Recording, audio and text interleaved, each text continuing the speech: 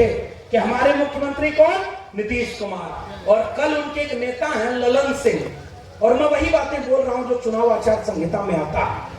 मैं यहाँ के प्रत्याशी और आयोजकों को ज्यादा परेशान क्यों करना, क्योंकि वैसे ही सरकार हमारे खिलाफ है, कॉमरेड ने अभी बताया।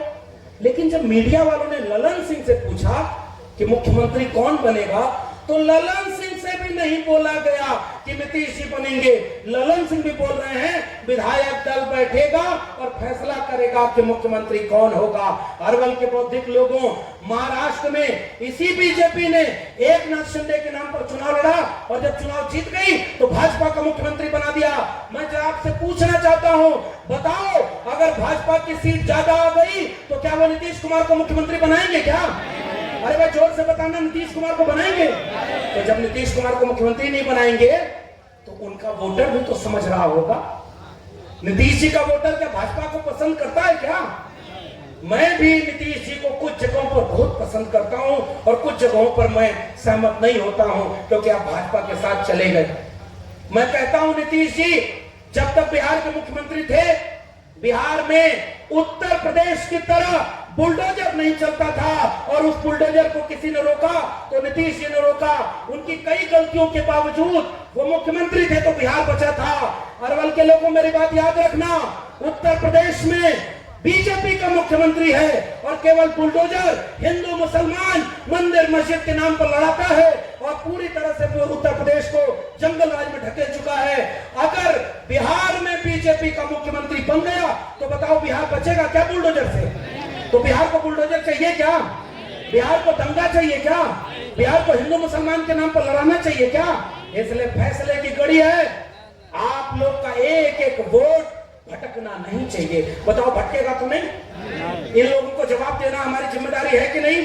और इसलिए हम भी एक बात आपसे ये कहने आए हैं, ये चुनाव किस चीज का है? अभी कॉमरेड ने हमारे बीच में बोला भी, चुनाव आयोग कहता है कि कोई भी भाषण में इधर उधर की बात नहीं करनी है। और गिरिराज सिंह क्या करके गए? गाली देना, इस देश के मुसलमानों को नमक हराम कहना, केवल इस बात के लिए कि जो जितना गाली देगा उसको उतना बड़ा पद दे देगी बीजेपी। यही तो करती है।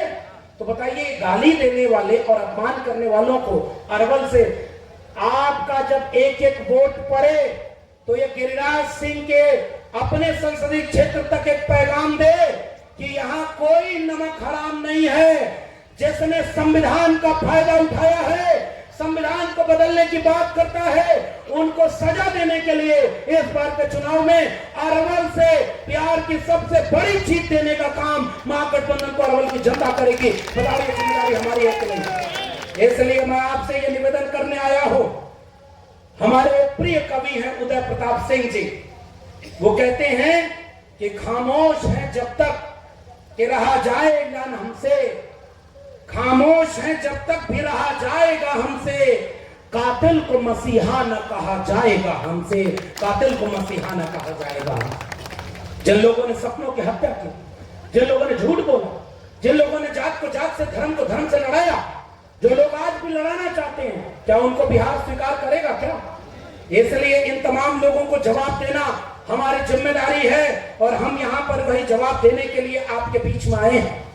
इसलिए जरा आखिरी में एक बात पूछना चाहते हैं अरवल के मेरे लोगों, यहाँ तो सर्व समाज के लोग बैठे होंगे ना, मैं तो उन तमाम लोगों से कहना चाहता हूं, इस बार का चुनाव विधायक बनाने से ज्यादा बड़ा मुख्यमंत्री बनाने का है। इसलिए कोई भी भटकाव, कोई भी चीज लाने की बजाय एक तरफ से महागठबंधन को जिताएंगे कि नहीं जिताएंगे? एक बात और कह दूं, हरियाणा में ऐसे ही चुनाव हो रहा था, भाजपा वालों को गांव में घुसने नहीं दिया जाता, जैसे यहां भी कई जगह ऐसा पोस्टर फाड़ा गया, कॉमरेड महानंद जी ने बताया, और उसके बाद उससे कहा गया कि तुम अपनी गाड़ी और फोड़ लो और फोड़ लो। मूवी में नहीं देखे हैं कि कोई आदमी जैसे सामने कोई आता था तो अपने से दीवार में सर मार के कर दिया, इसे फलनवा हमको पीटा है। भाजपा वालों को चुनाव जीतने के लिए ये सब करना पड़ रहा है। क्यों करना पड़ रहा है जानते हैं? क्योंकि जनता उनके साथ तो धोखे से चुनाव जीतना चाहते हैं। तो एक बात बताइए कि अगर हरियाणा में गलती हुई थी कि नहीं?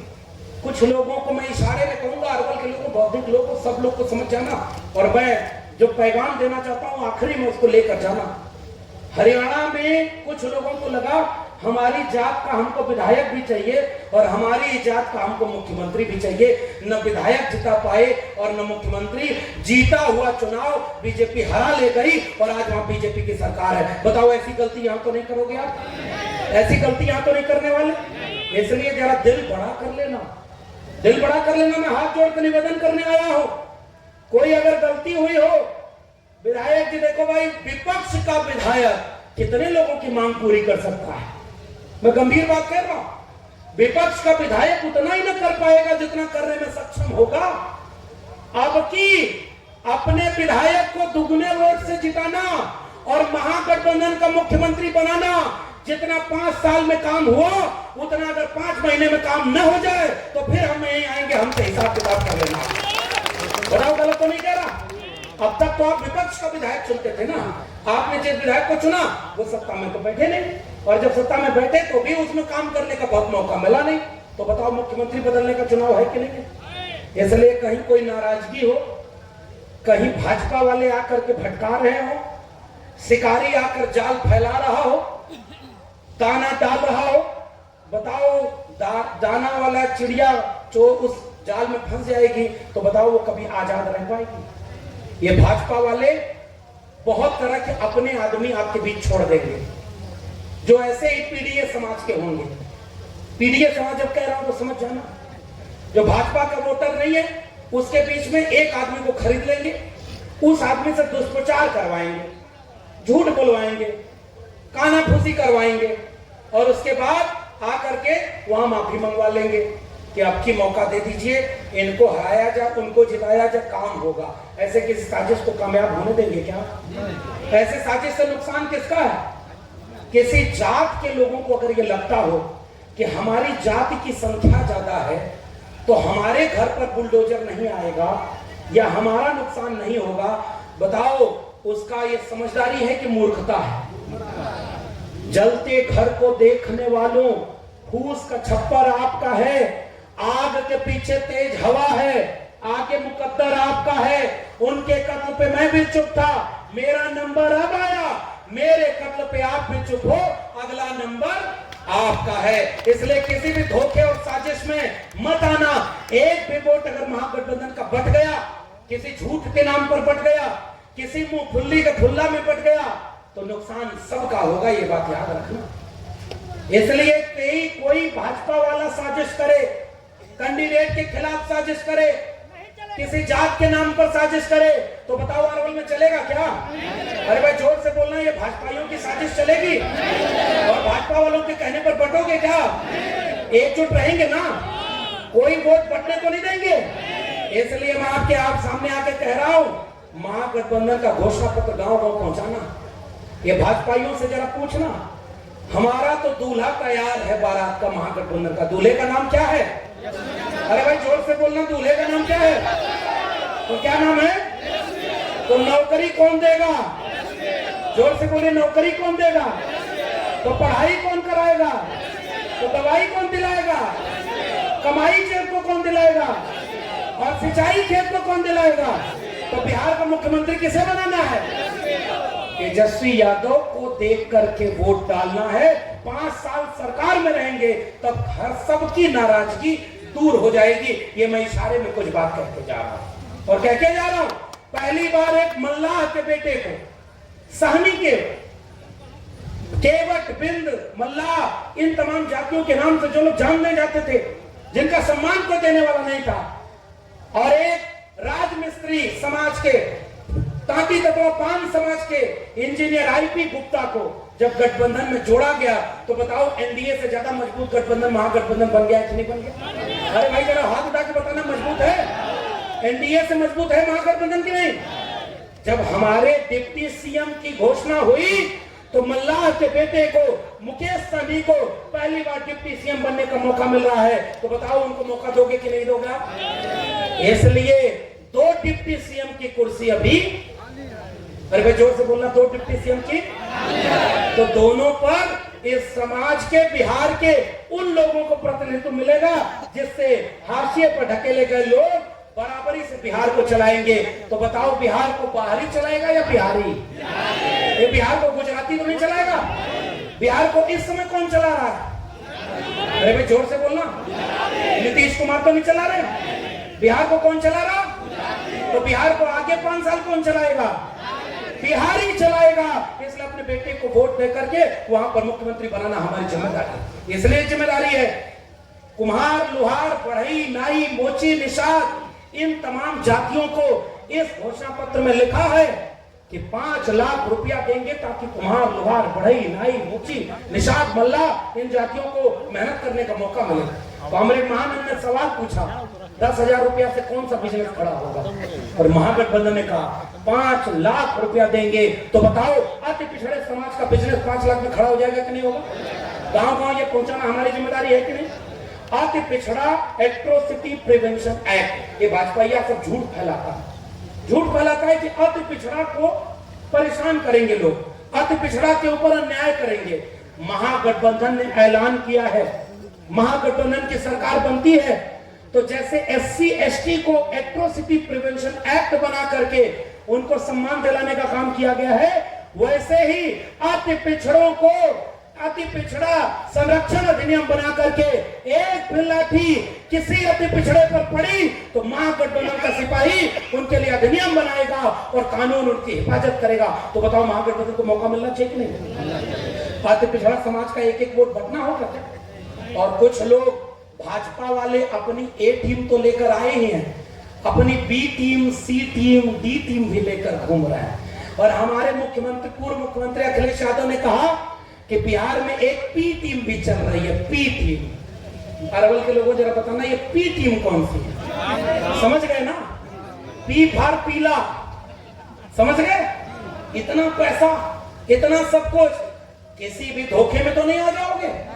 किसी भी ए टीम, बी टीम, सी टीम के धोखे में तो नहीं आ जाओगे? और ऐसा दूल्हा नीतीश जी को बीजेपी ने बनाया, बारात में लेकर आगे आगे चला रहे, लेकिन उनके गले में माला डालेंगे क्या? अरे भाई जोर से बोलिए, माला डालेंगे? तो जब माला नहीं डालेंगे तो भाजपा को वोट देकर के भाजपा को बिहार सौंपेंगे क्या?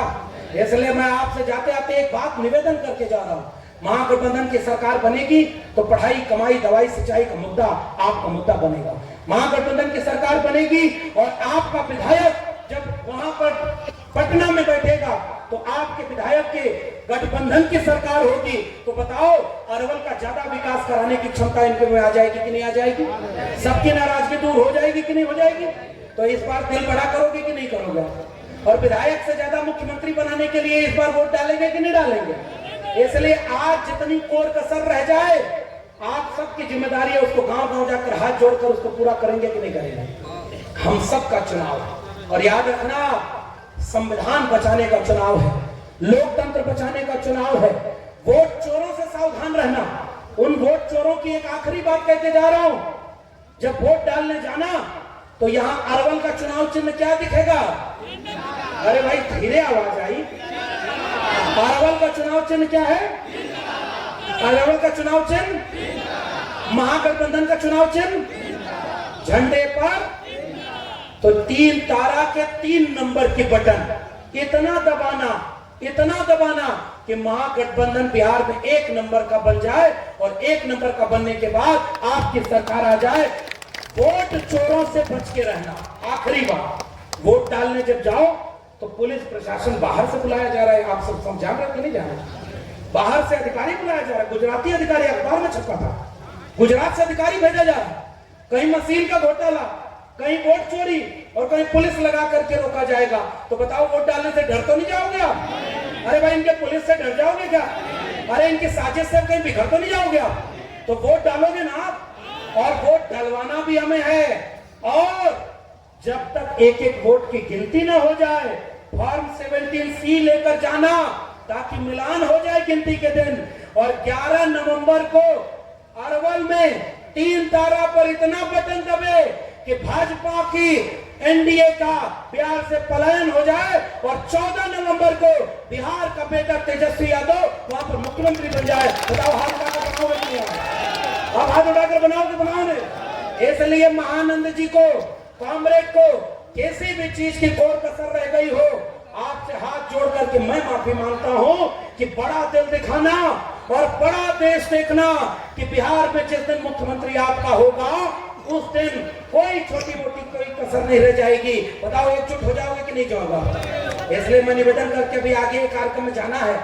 आपके यहाँ तो हम कुछ मांगने भी नहीं आए, हम तो न यहाँ से चुनाव लड़ने आए, न वहाँ के वोटर है, लेकिन हमारा और आपका विचारों का रिश्ता है। हम भी समाजवादी, आप भी समाजवादी, हम भी संविधानवादी, आप भी संविधानवादी, हम भी देश को सामाजिक न्याय से चलाना चाहते, आप भी चलाना चाहते। तो बताओ मुझे निराश तो नहीं करोगे आप? अरे भाई जोर से बताना, बिहार वालों हमारी हिम्मत तो बढ़ाओगे? अरे उत्तर प्रदेश वालों को बिहार वाले हिम्मत तो बढ़ाएंगे ना? एक बार सरकार बनाओगे ना, तो नौकरी कौन देगा? अरे जोर से बोलो, नौकरी कौन देगा? 2500 रुपया हर महिला को कौन देगा? आप पिछड़ा को कौन बचाएगा? दलितों को न्याय दिलाना कौन कराएगा? महिलाओं को सम्मान कौन दिलाएगा? हर घर में बिजली पानी कौन सुनिश्चित करेगा? संविधान को कौन बचाएगा? अरे जोर से बताना, संविधान को कौन बचाएगा? इसलिए एक एक वोट किस वोट पर जाएगा?